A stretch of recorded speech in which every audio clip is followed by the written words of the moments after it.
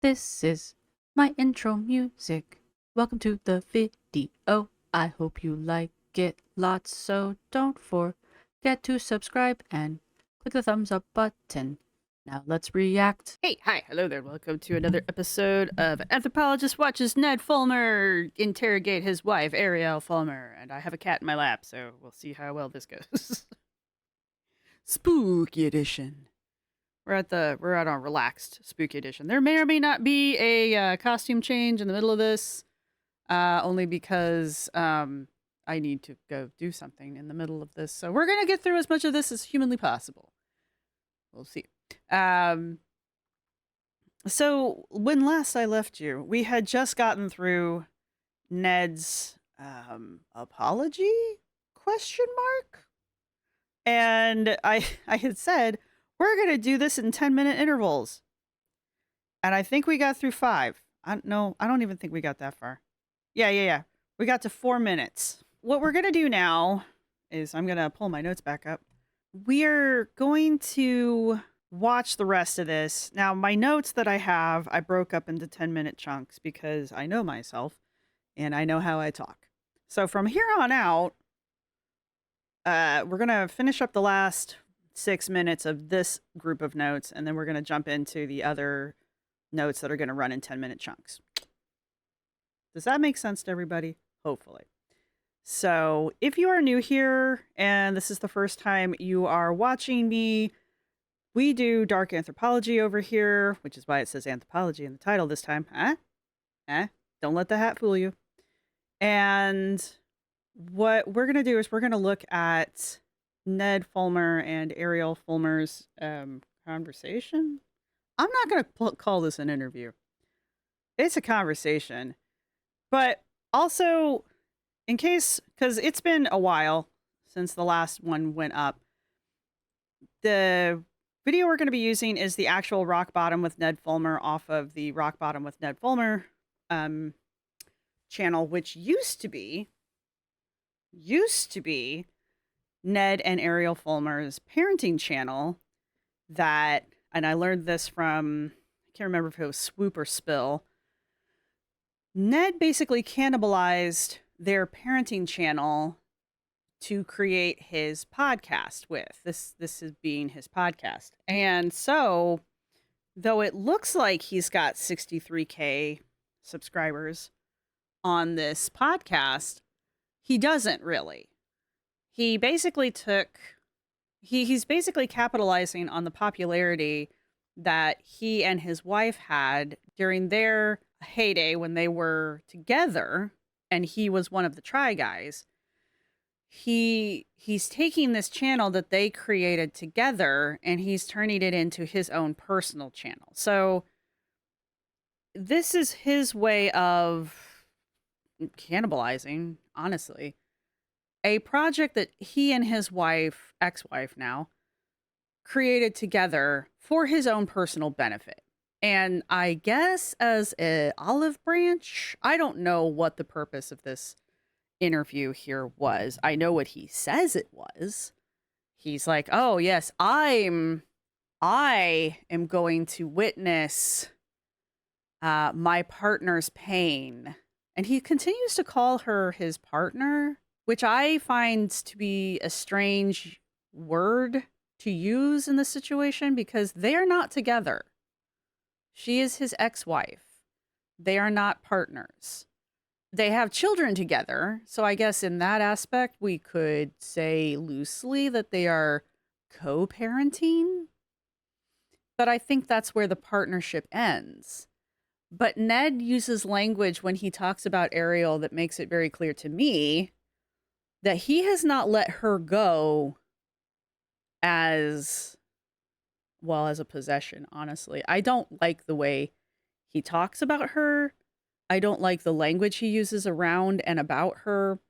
I don't like his body language towards her throughout this entire encounter. And honestly, looking back on what little I know, don't get me wrong, I had to remind myself who the hell he was when you all were like, "Hey, are you going to do Ned Fulmer?" And I was like, sure. I had to go remind myself that he was a Try Guy.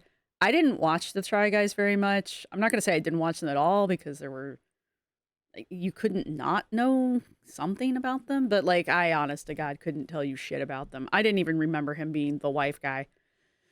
So I had to go remind myself all of this, but honestly, the things that I do remember, I don't like his language back in the day. His nonverbals around her or just his language about her. She has always appeared to me to be to him a prop and a possession. So, and that language seems to continue even into now that she's his ex. And he seems to still use language that's still very possessive, in my opinion. This is all my opinion, right? So, everything we're about to say and go over is my opinion. And we're just doing this for entertainment purposes only. There we go. So I will have the first video to this linked in the conversation down below. If you don't know me, I am an anthropologist by training. I did 20 plus ish years of archaeology. Archaeology is a branch of anthropology. Fight me in the comments if you want. So we've been working on this channel now for 2 years, doing things dealing with what we call dark anthropology. There's several papers that I have linked in the description down below if you are interested in looking into that more. So if you hear me referring to certain individuals when I talk about various topics, they will be down below for my sources. I try to make everything about as transparent as I can here.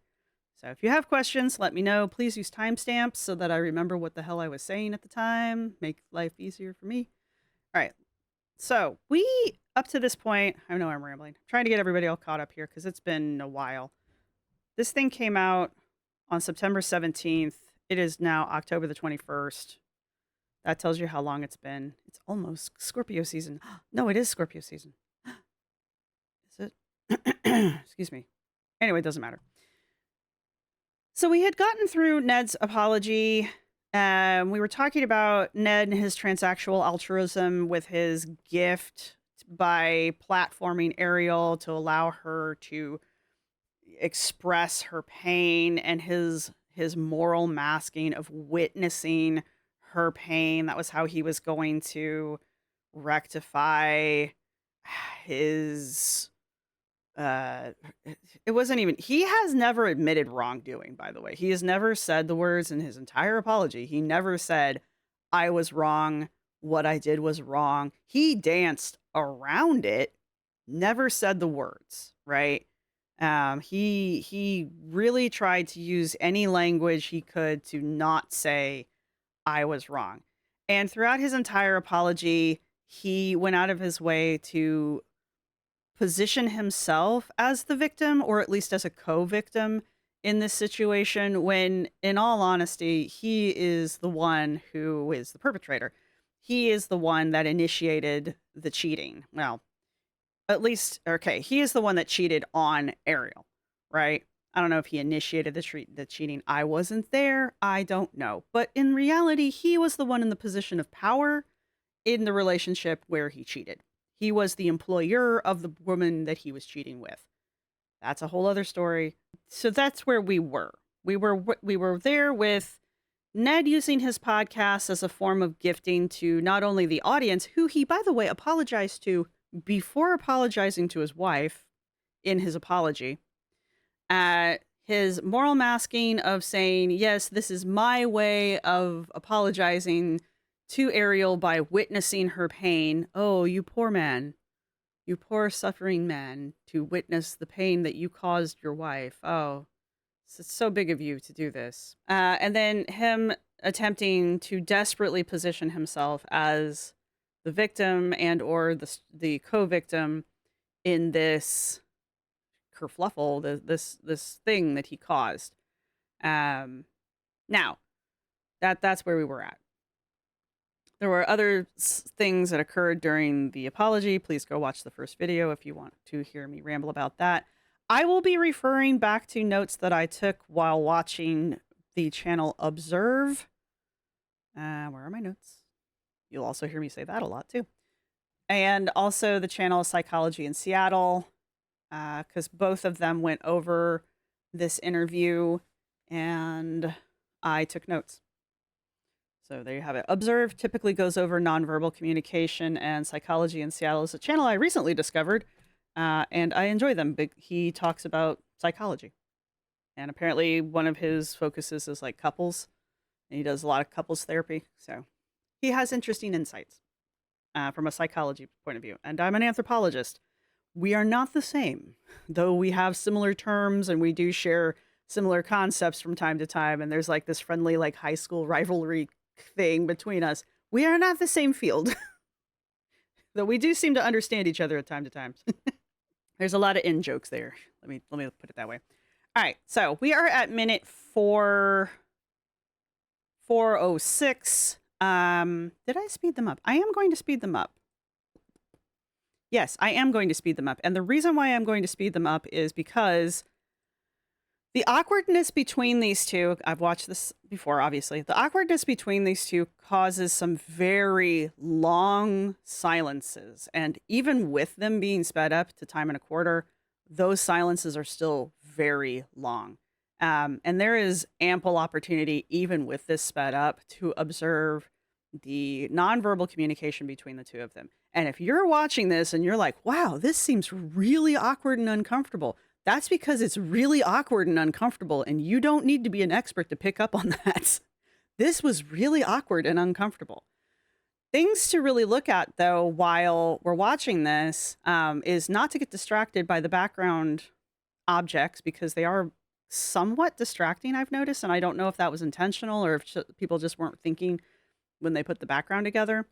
But the nonverbal language of the two of them, Ned throughout this entire interview, and it's Observe that pointed this out first, that Ned uses a very submissive, nonverbal body language a lot with his stature, rounds his shoulders, he pulls his head in. He has an open, what appears to be an open body, which normally would mean he's being open and receptive, but combined with the rest of his nonverbals, you know, he's hunched in on himself, he's pulled in, he's trying to make himself seem smaller. Normally that would mean that you are being berated, or that you are, you know, you're bracing for a blow. And you will see that when you're watching somebody get yelled at or get, you know, verbally berated, right? You will see people like, oh, God damn, you know, that you'll see that kind of a thing. You'll see the flinching and then the locking up and that kind of a thing. So Ned utilizes that throughout this conversation. And I personally think it's performative. And Observe kind of calls it out too. Because the thing that you have to keep in mind throughout this entire video, Ned has the position of power here. Even though it appears this video will be edited and presented in a way that it's going to appear that Ariel is in the position of power. She is not. Ned is. This is Ned's channel now. This channel, he has taken it over. It is his channel. Ned is the one in charge. This is Ned's interview with Ariel. Not Ariel's interview with Ned. Ned's interview with Ariel. Ned's name is here first, right? This is a conversation with Ariel. Ned's rock bottom, right? All of the power is in Ned's court. Like, even the way that this is positioned, Ned is in the position of power in this screen. All right. He is even set forward. She is set back. All right. Everything here, Ned is in the position of power, but he wants it to appear that Ariel's A, the aggressor, and B, in the position of power. So that's something to keep in mind while we're going through this entire interview, because Ariel is also going to have body language that is a lot more relaxed than his, and she's going to get angry. She does get angry. She does get very irritated and agitated at certain points, but you will also see points where she's clearly reliving certain moments of their breakup and complications that come from their breakup, and you will watch her kind of curl in on herself. Like, even right now, she's curled up on the couch. This seems like a position that would be like, oh, I'm relaxed on the couch. This is actually a more curled in position than even Ned is in. So this is a protective position that she's already in. So she's starting off basically curled in and protective of herself in this position, right? Even though it appears that she is not. Is this all making sense to you guys? And if it doesn't, let me know. I do recommend going and watching Observe's video on this. Psychology in Seattle's video is also kind of interesting to watch because he kind of takes it as a couples counseling kind of angle from this. Everybody will be linked in the description down below. And I think that's enough preamble. Those are just things that I want you guys to keep in mind as we go forward while watching this interview, because if you're not thinking of those things, you might take this interview slightly different. However, looking at the comments, and reading over things that people have said about this and watching other videos that other people have made, this didn't come off the way Ned was I think Ned was hoping it would come off. So I don't think Ned was really fooling anybody here. So as much as I'm like, you guys should make sure to observe this certain thing, it didn't. I don't think this didn't land the way Ned wanted it to land. But he has gone on to make several other episodes of this podcast. So it didn't shut the podcast down either. So we'll see. Right. Notes. Told you I'd say that a lot. All right. I've got him sped up. I've got them sped up. So without further ado. Well, here we are.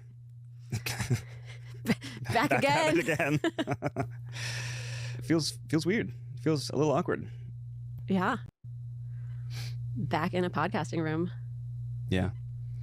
I mean, I think when she says back in a podcasting room, she's referring to the fact that they used to have this channel specifically for their parenting channel. And so she's referring back to that. we've certainly had a lot of conversations where we've sat like this, Yeah, that's true. but not, conversations that are meant for the public. Mm-hmm. In case you don't know, my notes are timestamped. So she says, it feels weird. It feels awkward. We've sat like this before, but not for the public. And she says it feels terrifying. This is acknowledging the awkwardness, and it's trying to preemptively soften the critique of turning their trauma into a show here. And I think in the early stages of this interview, Ariel's trying to play along. And you can see in Ned's body language and Ned's nonverbals are just they cause me to be violently aggressive in my head. He has a very aggressive feeling causing face. But it's also trying to cause a type of intimacy between the two of them and the audience here.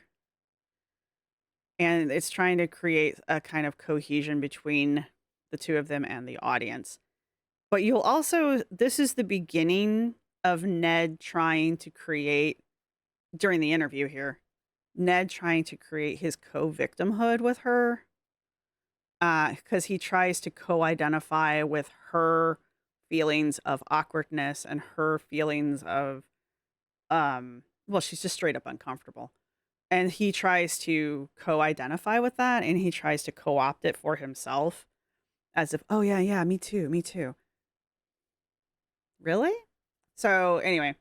Is it strange to think that people are watching this and listening to it rather than just being in like a therapy setting? Oh, heck yeah. It's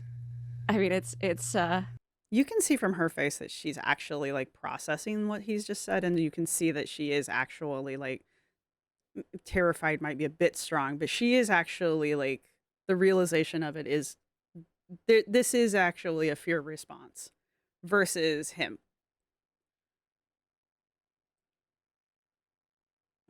Nope, not that face. I mean, Go back. Damn it. Why is it when I want it to skip a little bit, it doesn't? And when I want it to skip a lot, whatever, fuck it, I don't care. this, Yeah, that's true. but not, conversations that are meant for the public. Mm-hmm. Is it strange Never mind. Strange to think that people are watching this and Okay, there we go.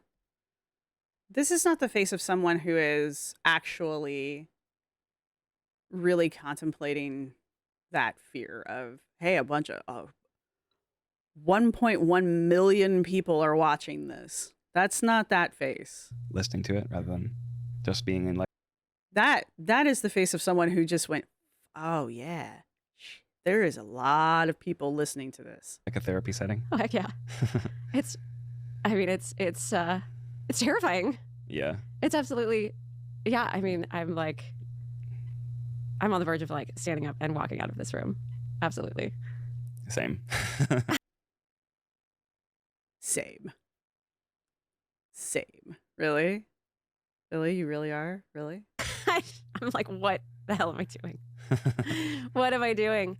But no, I feel like this is a necessary thing. Yeah, we've kind of been just keeping our lives very private for the last 3 years. We have. And just almost hiding from the world. We've been hiding. We've been hiding from the world. And I'm screwing my stuff up. Let's try to stop that, please.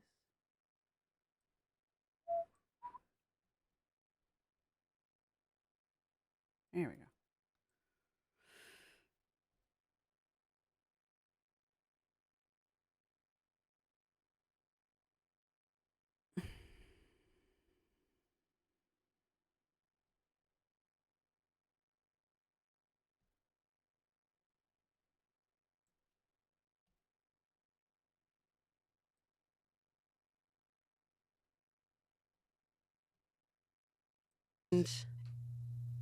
I'm not gonna lie, it's been kind of great. Mhm. It's been kind of great to be super private. And it's ironic because we don't stop becoming recognizable figures. People still come up to us, people still recognize us. And to the extent that we're kind of moving forward in our lives, that's something that you've talked about. It's like, how can I move forward in my life without people knowing the next part of my story if they're still stuck on the 2022 part of my story? That's kind of the thing, isn't it? Is You can clearly tell she's not happy about that. and that's the whole reason that we're here, because we're stuck in 2022. Yeah, at least as far as they know. Exactly. we have moved on with our lives. Yeah, we've moved on for a while We now. have moved on with. The way he says, we've moved on for a while, I don't believe him. Ned is using strategic victimhood here. He casts the burden of being stuck in 2022, conflating his discomfort with Ariel's. He is trying to make his victimhood seem to be as devastating as Ariel's. I would argue that it is not. And you'll see why I say that as we go forward. And this is also another moment where you can kind of observe Ned's body language here with his keeping himself small posture, his head dips. Observe reads that as being the head dips as being submissive. But also, Ariel keeps herself upright, and she seems to be coming off as confident when she speaks. She's not hesitant when she says, yeah, it's weird. Yeah, this is awkward. She's not hesitating when she talks. Observe calls this ritualized abasement. He's saying this is using body language that appears guilty in order to appear meek, while the harmed partner, being Ariel, is appearing to hold sovereignty over the conversation. And I was mentioning this earlier. But again, Observe says her dominance is framed within his channel, reinforcing how her voice is being controlled by Ned. So even while Ned is appearing to be meek and abased by Ariel, he is still completely in control of this situation, which really just, the more I watch this, the less I like Ned.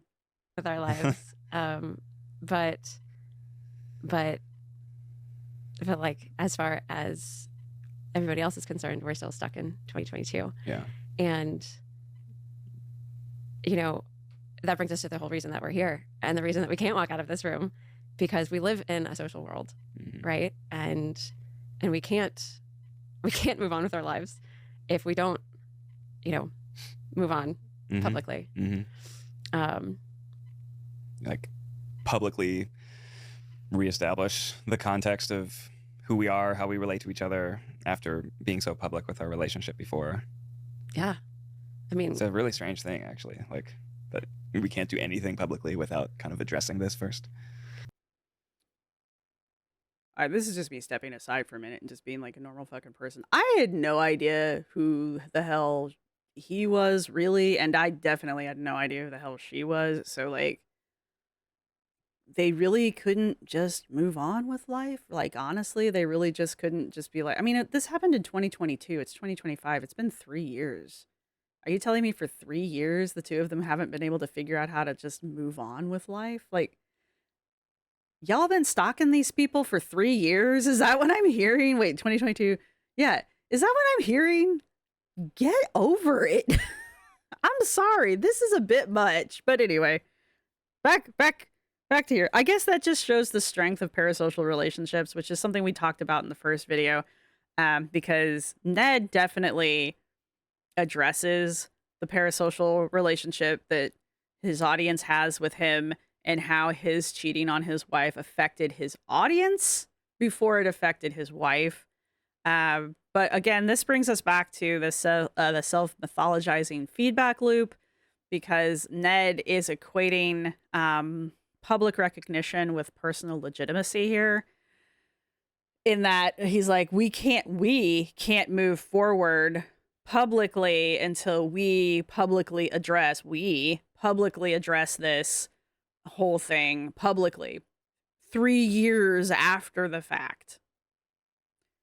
I mean, I guess, but here's the deal. Like, it's clearly more important to Ned that this is addressed. It feels like it's more important to Ned than it is to Ariel. It feels to me like this might be a form of closure for Ariel as far as getting over whatever the hell this is. But I feel like it's more because Ned's not letting it go than Ariel's not letting it go. Like, later on, I know spoilers, later on, Ariel will say something to the effect of like, it's hard to make friends, but I do have friends. And Ned will say something about how he basically doesn't.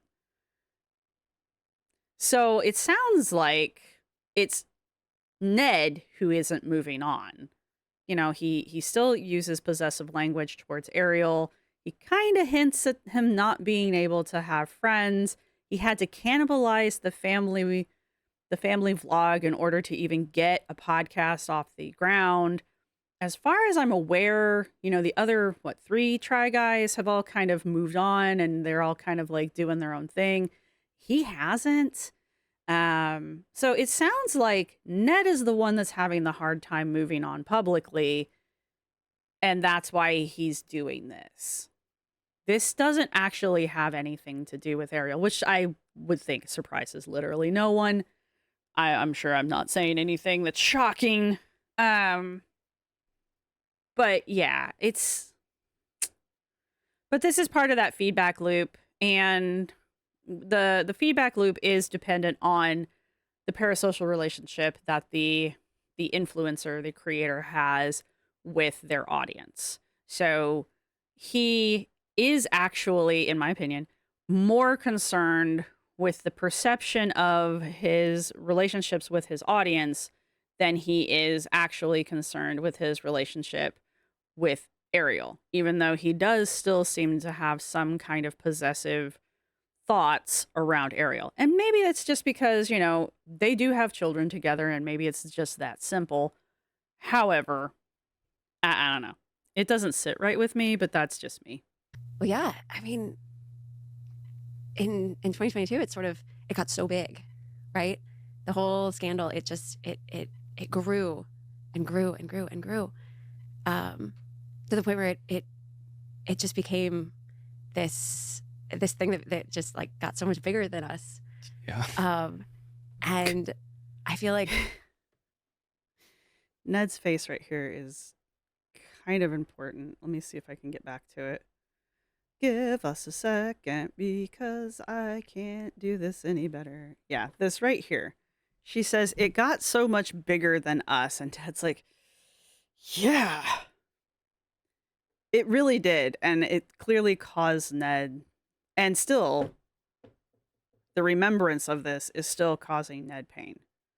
So obviously, this is a major moment for Ned that he is still dealing with, because just remembering it is causing him, in my opinion, is causing him to recollect pain.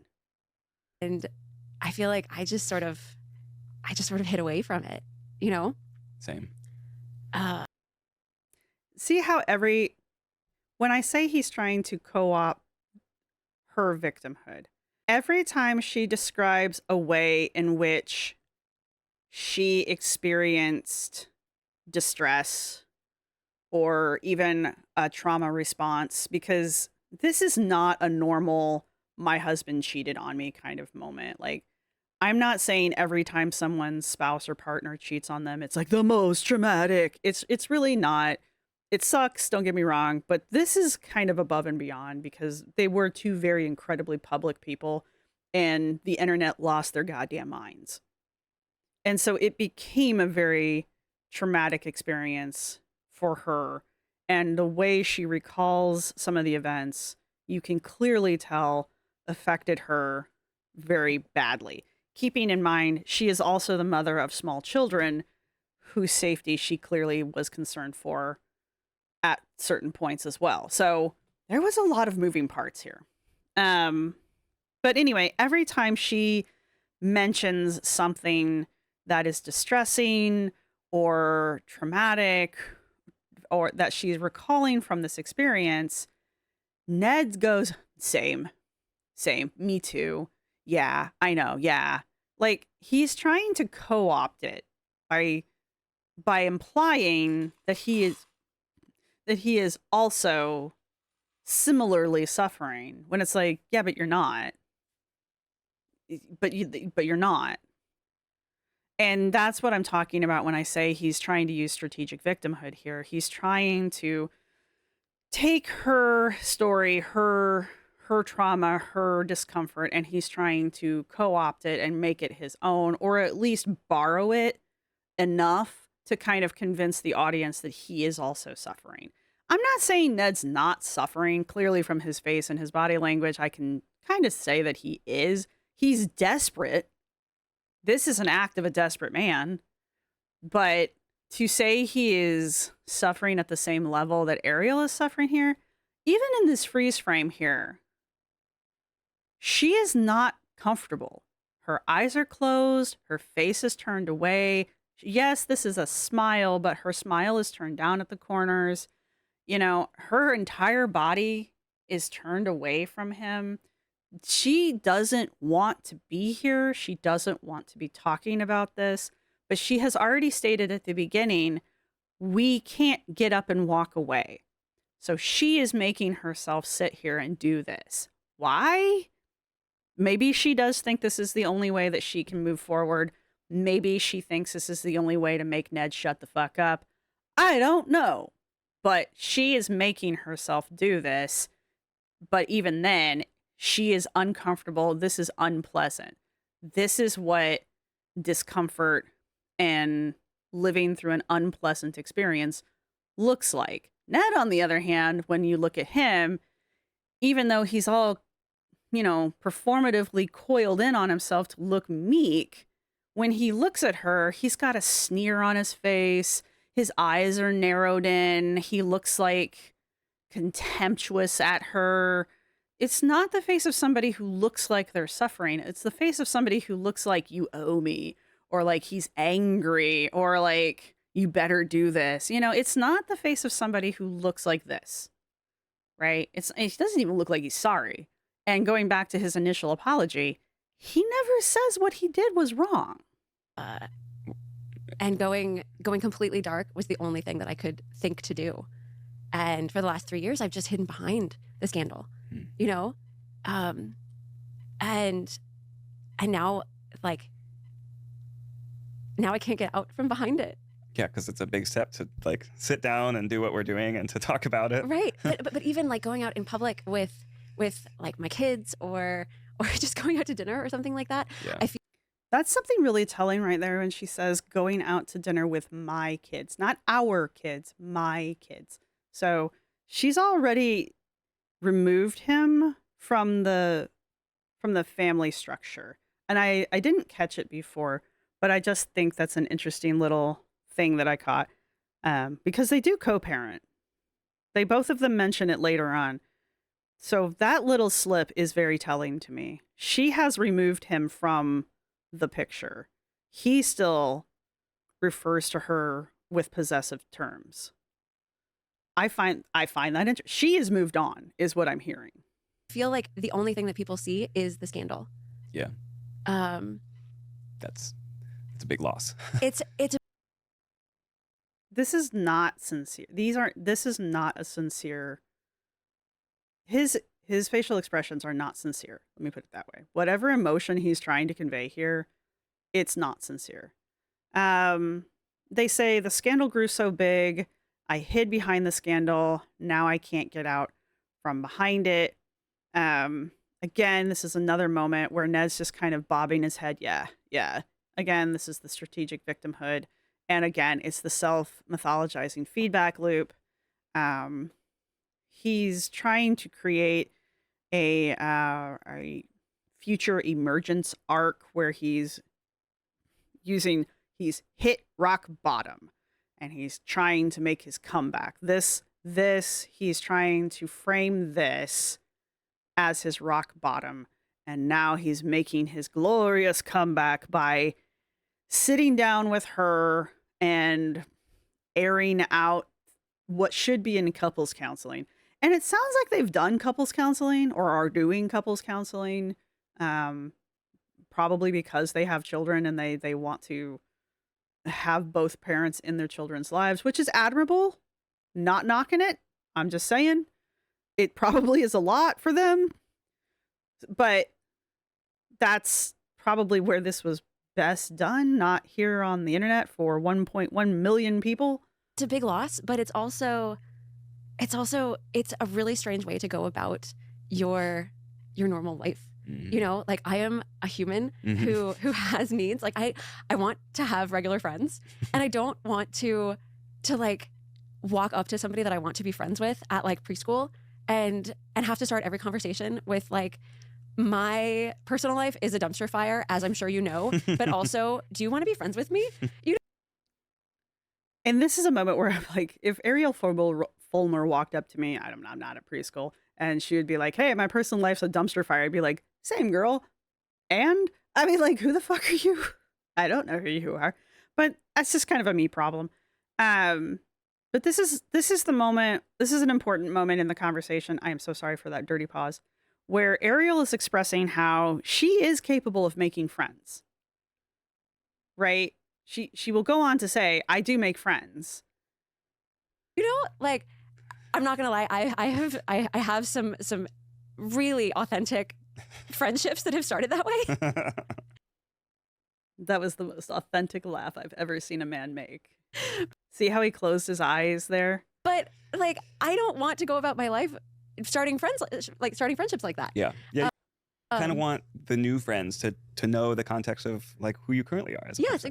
Exactly. I remember I have met some people, like made new friends or kind of introduced myself to strangers. It's like, Kind of introduce myself to strangers. oh, let's exchange Instagrams. I'm like, well, Right? Here's mine, but couple of caveats. One, I have a lot more followers than you might expect. Two, all of this is pretty outdated. And three, don't Google me. Don't Google me. Notice how he leads with, I am so popular, you know, and then comes in with, don't Google. Who Googles their friends? Google me. You Just probably don't want to Get to Google know me first. Get to know me first. Yeah. Oh my you know, goodness. you don't want to be just sort of seen as the sum of your mistakes for me, and or the sum of your past for you. You don't want to be seen as the sum of your mistakes for me. Um, so meeting new friends, exchanging Instagrams, uh, commenting on having more followers, outdated contents, and then don't Google me. He's trying to create a type of intimacy with people. I guess maybe I'm weird because I don't do any of that shit. I very rarely exchange Instagrams with people. I'm old. But again, this does come down to that strategic victimhood of don't Google me. Now, she does jump in on that, and because she's like, I guess if you Google Ariel Fulmer, you will also get Ned Fulmer. That would make sense. So that kind of comes back to trying to share that victimhood with her. So that's an interesting way of creating a shared victimhood between himself and Ariel, and the intimacy with the audience again, that parasocial relationship with the audience again, with the whole meeting strangers for the first time and exchanging Instagrams with them. We all understand how that works. I don't, because I don't meet new people. I don't need friends. But that kind of a thing, he's trying to kind of like lean into, I make new friends too, kind of a thing. But he also brings it up after Ariel says, don't get me wrong, I have some very authentic relationships that have started this way. And she refers to, telling people that her personal life is a dumpster fire. I mean, if that's how you open a conversation, I'm probably going to keep talking to you because I think that's funny. So there's that. But it does, when she does mention that and it cuts to him, it's very clear that it's something about it makes him uncomfortable that she even talks about being able to make new friends. When he tries to demonstrate how he himself makes new friends, it's not about the friends that he potentially could be making. It's about himself and about the difficulties he has and about how they will perceive him as the sum of his mistakes. Right. And then he says something like, and for you to be perceived as, the victim, basically. It is far more sympathetic for her to be perceived as the victim of a cheating scandal than it is for him to be perceived as the perpetrator of a cheating scandal. So in this situation, were someone to Google them and to find out that she is the wife of the wife guy who cheated, it's way less damning on her end than it is on his. So this statement was more about people finding out about him being a jerk face than about her being the ex-wife, right? And it was just kind of a way of him kind of moaning about it in a kind of a shady kind of way. And again, him trying to share victimhood in this situation. And again, I come back to, he's not the victim here, but that's just me, right? I just want to bring up a couple things from, because I haven't really referred to Psychology in Seattle too much. Psychology Seattle brings up the co-parenting and friendship as a form of soft power. I keep saying that Ned keeps referring to Ariel in these possessive terms. Psychology in Seattle nails it as well. He says it's, as a form of soft power, he's keeping Ariel in a proximity while still claiming the couple unit. He says things like, we are still friends, we co-parent, we take trips, but we're not an item. This is showing a boundary with flexibility. Even though the marriage is dissolved, they retain the family brand, and it protects their social capital while narrowing the definition of them. So in a way, even though Ned can say, we're not together, we're not an item, he says, it's still a way of Ned kind of laying claim to Ariel. And possibly, this is just me speculating, possibly it's a way of Ned kind of preventing Ariel from moving on and dating. Maybe this is me speculating. Maybe this is Ned's way of keeping her from moving on and seeing someone else. Now, she's talking about dropping her kids off at preschool, so their kids are still pretty young. And maybe that's the thing. Maybe he somewhere sees them getting back together, which she very clearly makes sure is not possible later on. We haven't gotten there yet. But clearly in his head, this is salvageable somehow. At least that's what I pick up from this whole thing. Like, he, for some reason, thinks the two of them are going to get back together. I just get that feeling through this whole thing. But Psychology in Seattle definitely picks up on the way Ned talks about the relationship that he and Ariel have and don't have. I think it's because Ned is still trying to keep claim on Ariel, even though he's aware that he doesn't actually have one. I think he wants to keep the illusion of having one to prevent Ariel from, dating, moving on in that aspect. And maybe that's why when she mentions having friends, maybe that's the other reason why that upsets him. It's not just because she's capable of making friends where he's not. Maybe it's each new friend she makes is another reminder of how much further away from him she's moving. So, speculating, completely speculating. Because, the more she makes friends, eventually she's going to meet somebody, But that was from Psychology in Seattle talking about the soft power. We hadn't gotten there yet, but this is something that Ned does throughout this entire interview. It's something I keep saying, but Observe puts it in a different way. Observe calls what Ed keeps doing manipulative grouping, where Ned keeps trying to join in Ariel's grief of the loss of the relationship. Like I said, we haven't gotten there yet, but Ned, there's a point where Ariel's going to say, I lost a dream or something like that, where she talks about the marriage dissolving. And Ned will say something to the effect of, I also lost a dream. And I think Ariel just stares daggers into him. We'll get there, though. It's later on in the interview. And Observe calls this manipulative grouping, where Ned tries to join in with Ariel's grief here. He tries to position himself as the co-victim here. He's trying to co-suffer with Ariel in an attempt to siphon legitimacy from her as the true victim here. And I wanted to kind of bring that up just because I see it, Observe sees it, Psychology in Seattle will pick up on it here later. Basically, everybody, no, I'm kidding. Basically, the two sources plus myself, when we watch this, we're all seeing it, which tells me that it's pretty freaking obvious what he's doing, to the point where I would say anybody who's watching this would pick up on it, which tells me he did it very badly.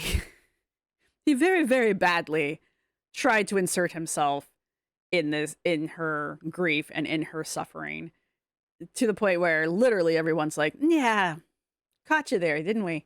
So those are just different ways of describing the same thing: co-victimhood, co-suffering, manipulative grouping, the strategic victimhood. These are all ways of describing the same thing, and Ned's doing it in an attempt to make himself seem like a victim, to kind of get the pressure off of him, so that I guess so that he can move forward.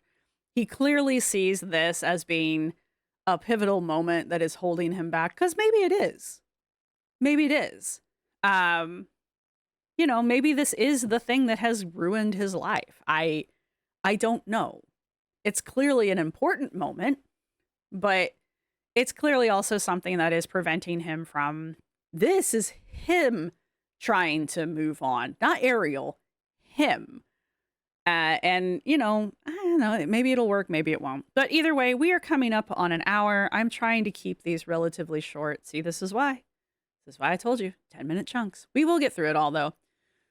So this will be the end of actually the first 10 minutes. Let's go ahead and wrap it up here. If you have made it this far in the video, go ahead and leave a nice bright sunflower in the comments section as your emoji. And let me know what you guys think down below. Please leave a timestamp so that I can remember what the hell I was talking about at the moment. As I said before, there are resources and videos down in the description for you to follow if you would like. I do like to assign homework, so if you guys would like to go watch both Observe and Psychology in Seattle. Plus, there's also a video from Spill and Swoop down below that are also very important to watch. So go ahead and give those a watch if you haven't, or if it's been a minute and you don't remember. Go ahead and give those a watch. Like I said, there are papers down there if you really want to challenge yourself. And that's pretty much all I've got for you guys. So your emoji is a sunflower. Let me know what you guys think with a timestamp. Thank you to everybody who's been supporting the channel. Thank you to my subscribers. Thank you to my members. You guys rock. Thanks to everybody who's going to leave a thumbs up. And I will see everybody in what it will be part 3. I don't know how many parts this is going to be. I hope you guys are enjoying it. It's a lot more fun than what we have been doing lately. And I will get back to... I will hopefully get the rest of these put out pretty regularly because hopefully there won't be too many of these. But, you know, these are kind of fun. I'm enjoying them. So, we'll see. See everybody in the next one. Bye! This is my outro music. You can't copyright strike me because it's just me singing. This is my outro music. Thank you for watching. See you next time.